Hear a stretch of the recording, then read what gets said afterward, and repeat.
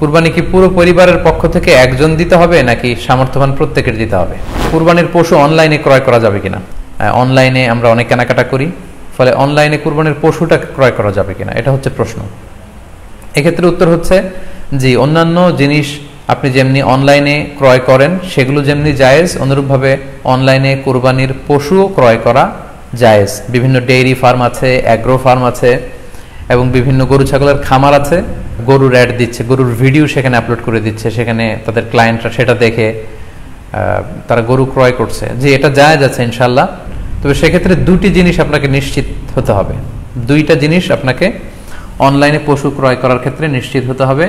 প্রথম বিষয় হচ্ছে পশুটা দৈহিকভাবে ত্রুটিমুক্ত কিনা, এটা নিশ্চিত হতে হবে। অর্থাৎ পশুর বিস্তারিত অঙ্গ প্রত্যঙ্গের বর্ণনা আপনার জানা থাকা চাই। পশুটা সুস্থ আছে কিনা, বাহ্যিকভাবে সমস্ত ত্রুটিমুক্ত কিনা, এটা জানতে হবে। দুই নম্বর হচ্ছে পশুর বয়স সম্পর্কে আপনার জানতে হবে, কারণ যে কোনো বয়সের পশু দিয়ে কুরবানি করা যায় না, এটার নির্ধারিত বয়স সীমা দেওয়া আছে শরিয়াতে, সেটা আপনাকে মেনটেন করতে হবে। প্রথম হচ্ছে সালিমাতুন মিনাল উয়ুবিজ যাহিরা, বাহ্যিক ত্রুটিমুক্ত হওয়া। যে কোনো পশু দিয়ে কিন্তু, অসুস্থ পশু দিয়ে কুরবানি করলে কিন্তু কুরবানি হবে না। এক্ষেত্রে আমরা সুনানে নাসাইর একটি হাদিস উল্লেখ করব। হাদিসটি সহিহ, বারা ইবনে আযিব রাদিয়াল্লাহু তাআলা আনহু বর্ণনা করেছেন।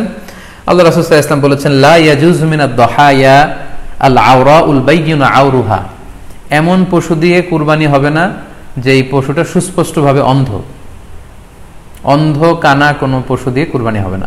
ওয়াল আরজাউল বাইয়িনু আরাজুহা, খোড়া, কুরবানি যেখানে করা হবে ওই জায়গা পর্যন্ত হেঁটে যেতে পারছে না, মাঠ থেকে বাড়িতে আনা যাচ্ছে না, এরকম খোড়া প্রাণী দিয়ে কুরবানি করা যাবে না। ওয়াল মারিদাতুল বাইয়িনু মারাদুহা, খুব বেশি অসুস্থ, খুবই দুর্বল অসুস্থ প্রাণী দিয়ে কুরবানি করা যাবে না। ওয়াল আজফাউল লাতী লা তুনকি, এবং এমন বয়স্ক বৃদ্ধ প্রাণী যে অতি বয়সের ভারে এটা নুজ্জ হয়ে গিয়েছে এবং এর হাড্ডির ভেতরে যে মজ্জা শুকিয়ে গিয়েছে, এরকম প্রাণী দিয়েও কিন্তু কুরবানি করা যাবে না।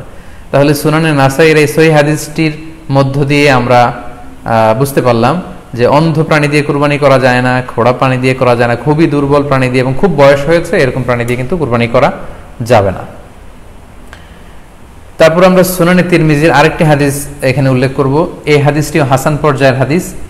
বর্ণনাকারী হচ্ছেন আলী রাদিয়াল্লাহু তাআলা আনহু। তিনি বলেন, নাহা রাসূলুল্লাহ সাল্লাল্লাহু আলাইহি সাল্লাম আইয়ুদহা বিআ'যাবিল করনি ওয়াল উযুন, অর্থাৎ আল্লাহ রাসূল সাল্লাল্লাহু আলাইহি ওয়াসাল্লাম শিং ভাঙা এবং কান কাটা এরকম প্রাণী দিয়ে কুরবানি করতে নিষেধ করেছেন।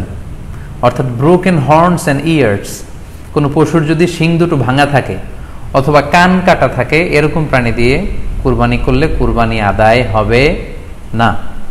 পশুর কানের ব্যাপারে আরো সুস্পষ্ট হাদিস এসেছে সুনানে তিরমিজিতে, এটিও হাসান পর্যায়ের হাদিস।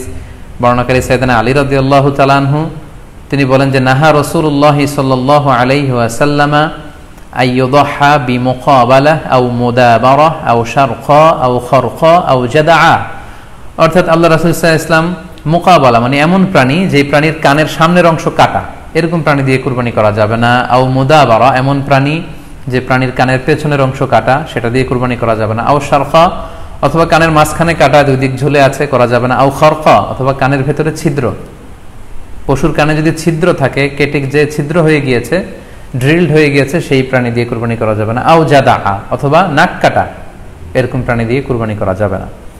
তাহলে আল্লাহ রাসূল সাল্লাল্লাহু আলাইহি ওয়াসাল্লামের ভাষ্যমতে এই প্রাণীগুলো দিয়ে কুরবানি করা যাবে না। ফলে আপনি অনলাইনে যদি পশু ক্রয় করতে চান, আপনার যে পশুটা ক্রয় করবেন এটা বাহ্যিকভাবে সুস্থ আছে কিনা, অঙ্গ প্রত্যঙ্গের বিস্তারিত বর্ণনা ভিডিওতে আপনাকে ক্রস চেক করে এবং বাড়িতে আনার পরে সেটাকে দেখে এই পারচেজটা আপনাকে নিশ্চিত করতে হবে।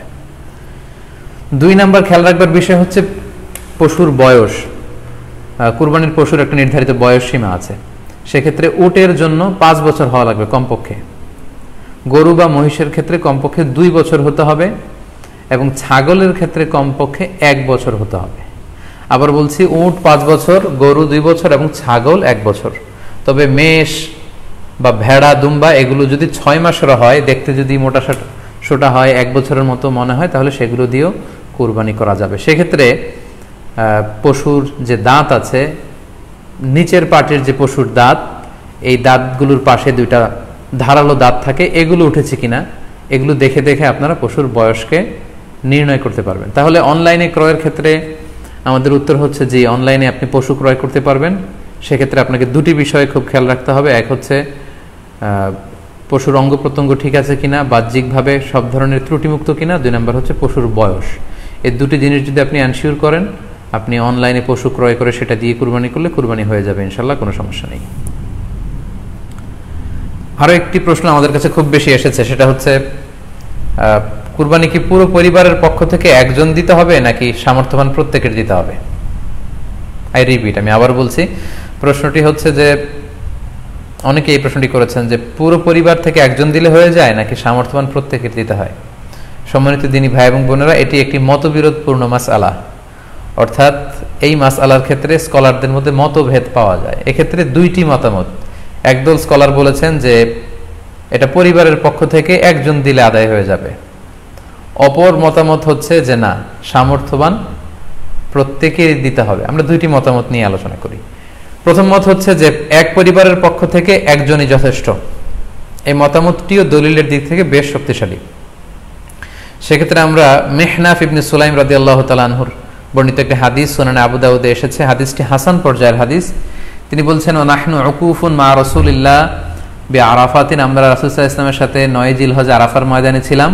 ক্বালা, তখন আল্লাহ রাসূল সাল্লাল্লাহু আলাইহি ওয়াসাল্লাম আমাদেরকে বলেছেন, ইয়া আইয়ুহান নাস, হে মানব সকল, ইন্না আলা কুল্লি আহলি বাইতিন ফি কুল্লি আমিন উদহিয়া, অর্থাৎ প্রত্যেকটি, আল্লাহ রাসূল সাল্লাল্লাহু আলাইহি ওয়াসাল্লাম বলেছেন, প্রত্যেকটি ফ্যামিলির জন্য প্রতি বছর একটি কুরবানি ওয়াজিব হয়।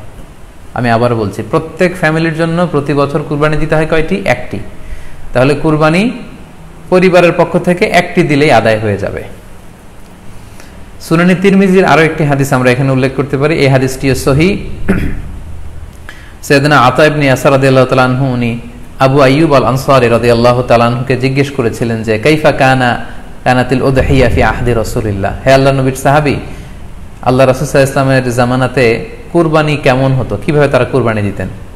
তো আবু আইয়ুব আল আনসারী রাদিয়াল্লাহু তাআলা আনহু বলেছেন, কানা রাজুলু ইউদাহি বিশাতি আনহু ওয়া আন আহলিহি, আল্লাহ রাসূল সাল্লাল্লাহু আলাইহি ওয়াসাল্লামের সময়কালে লোকজন একটি ছাগল কুরবানি দিত তার পক্ষ থেকে এবং তার ফ্যামিলির পক্ষ থেকে। আনহু ওয়া আন আহলিহি, তার নিজের পক্ষ থেকে এবং ফ্যামিলির পক্ষ থেকে। অর্থাৎ এই হাদিসগুলোর আলোকে বোঝা যায় যে পুরো পরিবারের পক্ষ থেকে একজন কুরবানি দিয়ে দিলেই আদায় হয়ে যাবে। স্বামীও চাকরি করেন, স্ত্রীও চাকরি করেন, স্বামীরও টাকা আছে, স্ত্রীর টাকা আছে, দুইজনের আলাদা করে দিতে হবে না। স্বামী যদি একটা ছাগল কুরবানি দিয়ে দেয় তাহলে স্ত্রীর পক্ষ থেকে, পুরো ফ্যামিলির পক্ষ থেকে কুরবানি আদায় হয়ে যাবে। এই হাদিসগুলোর আলোকে বোঝা গেল। দ্বিতীয় আরেকটি মত আছে, সেই মতটি হচ্ছে প্রত্যেক সামর্থ্যবানের উপর ওয়াজিব। এটি ইমাম আবু হানিফার মত এবং আমাদের বাংলাদেশে এটিরই প্রচলন হয়ে এসেছে। আমরা এই মতামতটিকেই বেশি আমরা শুনে থাকি সব জায়গায়, যে যারাই সামর্থ্যবান প্রত্যেকের আলাদাভাবে দিতে হয়। স্বামী সামর্থ্যবান হলে স্বামীর দিতে হবে, স্ত্রী সামর্থ্যবান হলে স্ত্রীকে দিতে হবে, ছেলেরা হলে ছেলের দিতে হবে। এটা প্রত্যেকের আলাদাভাবে ইন্ডিভিজুয়ালি দিতে হয়। এবং সেক্ষেত্রে ওনারা দলিল দিচ্ছেন সুনান ইবনে মাজার একটি হাদিস, হাদিসটি সহিহ, যেখানে আল্লাহ রাসূল সাল্লাল্লাহু আলাইহি ওয়াসাল্লাম বলেছেন, মান কানা লাহু সাআহ, যার সামর্থ্য আছে কিন্তু ওয়ালাম ইউদাহি, সামর্থ্য থাকার পরেও সে কুরবানি দেয় না, ফালা ইয়াকরাবান্না মুসাল্লানা, সেজন্য ঈদুল আজহার দিন আমার ঈদগাহে না আসে নামাজ পড়তে। আল্লাহ রাসূল সাল্লাল্লাহু আলাইহি ওয়াসাল্লাম হুঁশিয়ারি বাণী ঘোষণা করেছেন, ধমক দিয়েছেন যে সামর্থ্য থাকার পরেও যে কুরবানি দেয় না সেজন্য আমার ঈদগাহে না আসে। এই হাদিসের আলোকে ওনারা বলেছেন মান কানা লাহু সাআহ, যার সামর্থ্য আছে। ওনারা বলছেন যে এটা ইন জেনারেল, ব্যাপক, যারই সামর্থ্য আছে তাকেই দিতে হবে। সো এখানে বাস্তবতা হচ্ছে দুই পক্ষেরই খুব ভ্যালিড দলিল আছে। আর কোন মাসালার ক্ষেত্রে যখন মতবিরোধ থাকে, দুই পক্ষেরই দলিল থাকে, সেক্ষেত্রে বাড়াবাড়ি করাটা অনুচিত। বরং এটা হচ্ছে ইসলামের সৌন্দর্য, এখানে প্রশস্ততা রয়েছে। সো যারা মনে করে যে ফ্যামিলির পক্ষ থেকে একজন কুরবানি দিলেই আদায় হয়ে যাবে, তাদেরও দলিল আছে, তাদেরকে সেটা করতে দেওয়া উচিত। তবে আমরা এটাকেই সাজেস্ট করি যে প্রত্যেক সামর্থ্যবানের উপর কুরবানি দেওয়া উচিত। এতে করে যিনি কুরবানি দিবেন উনি সওয়াব পেয়ে উপকৃত হলেন, আবার উনি কুরবানি দেওয়ার কারণে গোশত বিতরণ করলেন, ফলে গরিবরা উপকৃত হলো। সো সামর্থ্যবান প্রত্যেকেরই উচিত বেশি বেশি কুরবানি দেয়া। আশা করি এই মাসালাটাও আপনারা বুঝতে পেরেছেন।